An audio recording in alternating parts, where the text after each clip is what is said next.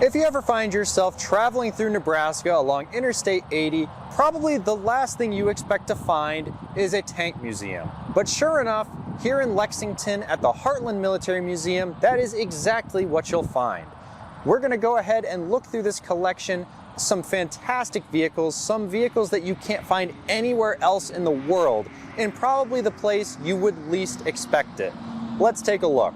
Outside of the museum, parallel to the highway, we have a collection of many different armored vehicles, including this, which is an M113 with a Hellfire missile launcher. This is the only example of this vehicle in existence, so this is something that is very unique to this museum. They also have an M60, as you'd expect. They have a Sherman, a collection of some other various tanks, and a very large collection of various trucks and other interesting military vehicles on the inside, which we'll take a look at in a minute. This museum also has some other really cool artifacts, like this M3 half-track, which has been modified with some things that look straight out of Mad Max, including the plow, just some very interesting welding.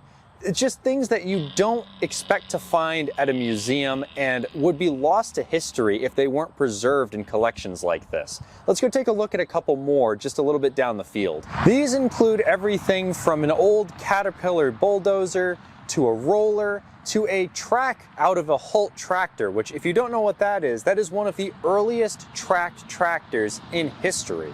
It is really fascinating to look at these various pieces of equipment, and it's something that you often forget when you're looking at tanks, because these pieces of equipment are just as important as the much more flashy armed vehicles, but these are what built both the front lines for those tanks, the factories that built those tanks, and our lives. So it is really cool to see pieces of that history preserved. And if tanks and other armored vehicles aren't necessarily interesting to you, well, don't worry, because they have an entire room full of Jeeps and other military transports, including the only prototype in a public collection of the Chrysler Humvee. It's a very, very cool vehicle, and I'm going to be doing a video on it very soon because it is awesome. I am in love with it.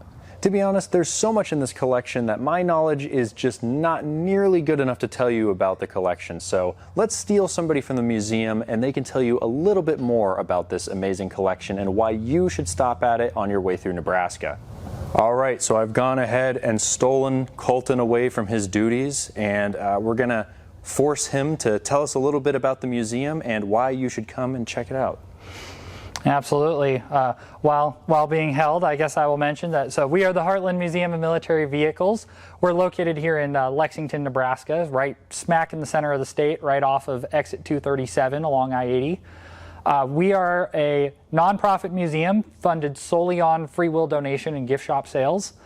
We've got about 124 vehicles here on site. About 67 of them are located here inside. We do our best to keep most everything in here running driving, so we always have some puddles, leaks on the floor when visitors come in. That being said, everything here has got, you know, the full written descriptions. We've got QR codes, and we've got 2 interactive vehicles that visitors are always welcome to get into, and those are the UH-1 Huey in the first bay and this Bradley right here. So how did you get started here at the museum? So the museum originally started in about 1986. And that was through 3 Vietnam vets and then a 4th mutual friend of the group. At that time, ABC was filming a mini-series called America, spelled with a K, kind of a Red Dawn-esque type situation. Not a particularly popular mini-series, but they were hired on as extras with 2 of their personal Jeeps, and it really blossomed from there. They saw the potential to really make something out of this, and so by 1993, they had about 60 or so vehicles, and realized that the traveling nonprofit museum model didn't necessarily work out with a fleet that size. Yep.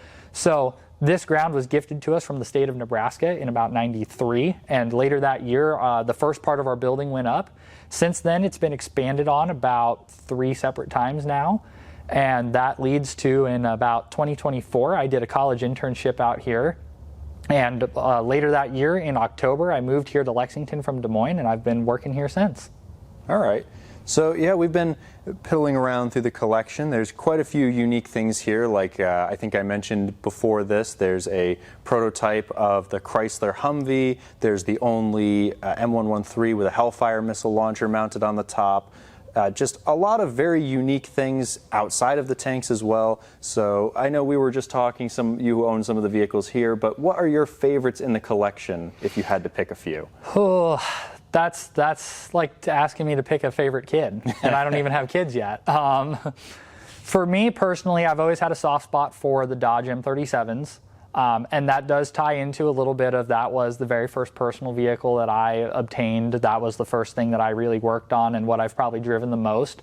And so all three of them here in the collection, it's actually a bit of a funny story. When I was about 14, my family had to move from the kind of Denver area to Des Moines.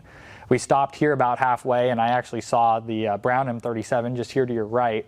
And that's what sparked the interest in me to then get my own M37. So it's really cool to be working in a place where I can see what got me into it. Yeah. So the M37s have always been a soft spot. You can't ever go wrong with the M16 multiple gun motor carriage, the half track with the quad 50 on it. Yeah. That's always a fan favorite. And I very recently learned that I have a small love affair with the M29 Weasels. They are absurdly fun vehicles to drive. Yeah, they are adorable little things. They are. All right, well, thank you very much. I will leave all the information down below so you guys can see how to get here, and you can come check out this collection for yourself. Like you said, it is free, entirely funded by donations, so if you are of little means, you can still stop by and check out the museum, and if you want to help support it, you can donate when you come or get something through their gift shop. So thank you to Colton, and I hope that a lot of you come check this museum out because it really is a gem in the West. Like, I didn't even know it existed until I started on this road trip, and I'm very happy that I made the time to stop. One more thing before the video ends. If you do happen to stop by, be sure to tell them you saw this video because I left them with some of my tank stickers and they will give you one for dropping by. So be sure to let them know I sent you.